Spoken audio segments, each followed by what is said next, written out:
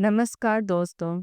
आज हम सुनने जा रहे हैं कार्तिक मास का पहला अध्याय।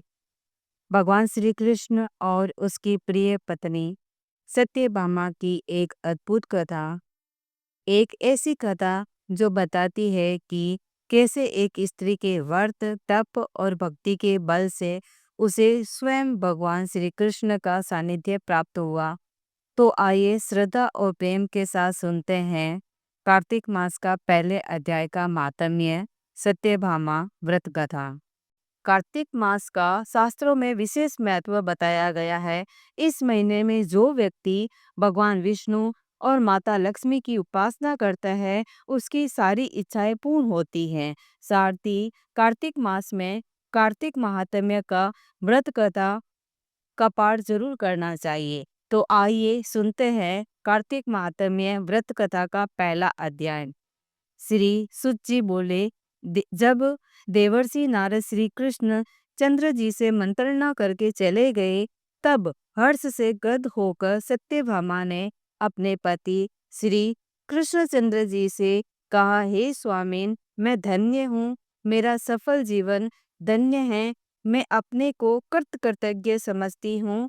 मेरे जन्मदाता वे माता पिता भी धन्य हैं, क्योंकि उन्होंने निसंदेह त्रिलोक के सुंदरी समझ सत्यभामा को जन्म दिया है।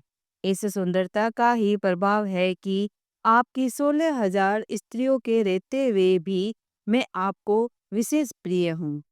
केवल इसी के लिए मैंने कल्प वृक्ष के साथ आदि पुरुष आपको विधि पूर्वक संकल्प कर नारद के लिए उस समय समर्पित कर दिया था, जब संसार के लोग कल्प वृक्ष का नाम तक नहीं जानते थे। वही कल्प वृक्ष उस समय से मेरे आंगन में लगा हुआ है।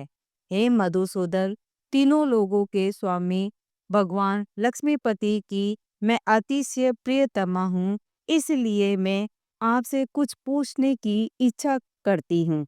यदि आप चाहते हो तो मेरे प्रश्न का उत्तर विस्तार पूर्वक मुझसे कहिए, जिसे सुनकर मैं अपना कल्याण करूं, जिससे कल्प पर्यंत भी मेरा एवं आपका वियोग कदापि न हो। श्री सुत जी ने कहा कि इस प्रकार अपनी प्रियतमा सत्यभामा की बातें सुनकर श्री कृष्ण जी मंद मंद मुस्कुराने लगे।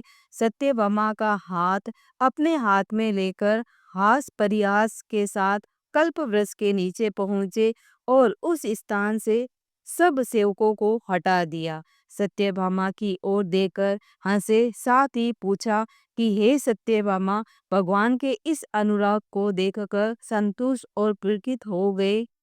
और कृष्ण चंद्र जी भी सत्यभामा को देखकर गदगद हो गए। श्री कृष्ण ने कहा कि हे देवी, वास्तव में इन 16,000 स्त्रियों के रहते हुए भी तुम मुझे प्राण के तुल्य प्यारी हो। तुम्हारे लिए देवताओं के साथ इंद्र से भी लड़ गया था। हे प्यारी, जो तुम पूछना चाहती हो वह बड़ी ही अद्भुत बात है। तुम्हें मैं जो किसी को न देने वाली बहुमूल्य वस्तु को भी दे देता हूँ, न करने वाला काम भी करता हूँ, छिपाने वाली बात भी कह देता हूँ, तो फिर मुझसे पूछने की आवश्यकता ही क्यों थी? तुम्हारे मन में जो प्रश्न हो पूछो, मैं कहूँगा। सत्यभामा ने कहा, हे नाथ, मैंने पूर्व जन्म में कौन सा दान, व्रत अथवा तपस्या की थी, जिसके प्रभाव से मैं संसार में पैदा होकर भी संसार की बाधाओं से मुक्त हूँ और आपकी अर्धांगिनी हूँ। सर्वदा गरुड़ पर सवार करती हूँ। आपके साथ इंद्रादिक देवताओं के यहाँ आपके जाने पर आपके साथ मैं भी जाती हूँ। यहाँ यही मैं पूछती हूँ कि मैंने उस जन्म में कौन सा शुभ कर्म किया है। पूर्व जन्म में मैं कौन थी, मेरा कैसा स्वभाव था और मैं किसकी पुत्री थी? श्री कृष्ण चंद्र जी ने कहा, हे प्रिय, तुम सावधान होकर सुनो। मैं तुम्हारे पूर्व जन्म की कथा कहता हूँ। उस जन्म में तुमने जिस पवित्र व्रत को किया सो बतलाता है। जबकि सत्य युग का अंत हो रहा था। उस समय मायापुरी में एक अत्रि गोत्र वाला देव शर्मा नामक ब्राह्मण निवास करता था।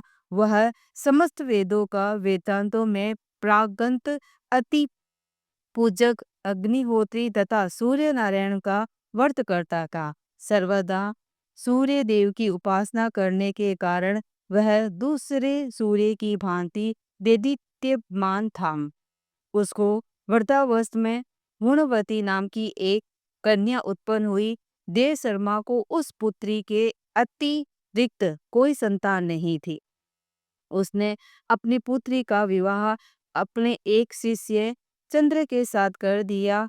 पुत्र विहीन देव शर्मा अपने शिष्य चंद्र को अपने पुत्र के समान मानते थे और जितेंद्र चंद्र भी देव शर्मा को अपने पिता के सदर्श समझता था। एक दिन चंद्र और देव शर्मा दोनों पुष्प और समिधा लाने के लिए वन में गए और इधर उधर घूमते घूमते हिमालय के समीप एक उपवन में पहुंच गए। जब उन्होंने एक विकराल राक्षस को अपनी ओर आते हुए देखा, उसे देखकर ये दोनों भय से व्याकुल हो गए। शरीर के अंग स्थिर हो गए और वे भागने में असमर्थ हो गए। यम स्वरूप उस राक्षस ने उन दोनों को मार डाला। हमारे गणों ने उस क्षेत्र के प्रभाव और उन दोनों के धार्मिक स्वभाव के कारण उन दोनों को बेकुंठ धाम में पहुंचाया।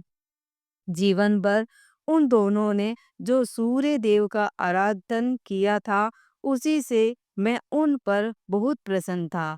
हे प्रिय सेव्य, सूर्योपासक, गणेश के पूजक, वैष्णव और शक्ति के पूजक, जैसे वर्षा का पानी समुद्र में गिरता है, उसी भांति ये सब अंत में मेरे ही समीप आते हैं। अकेला मैं ही नाम और क्रिया के भेद से 5 रूपों में विभक्त हूँ। जैसे किसी का नाम देवगत है, वही देवगत किसी का बाप है, किसी का पुत्र है, किसी का भाई है और किसी का भतीजा है, लेकिन वास्तव में यह देवदत्त एक ही है। अस्तु सूर्य के समान तेजस्वी वे दोनों मेरे बैंकुट में आकर रहने लगे।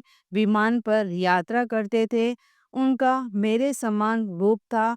वे मेरे ही समीप रहते थे और उनके शरीर में दिव्य चंदन लगा रहता था।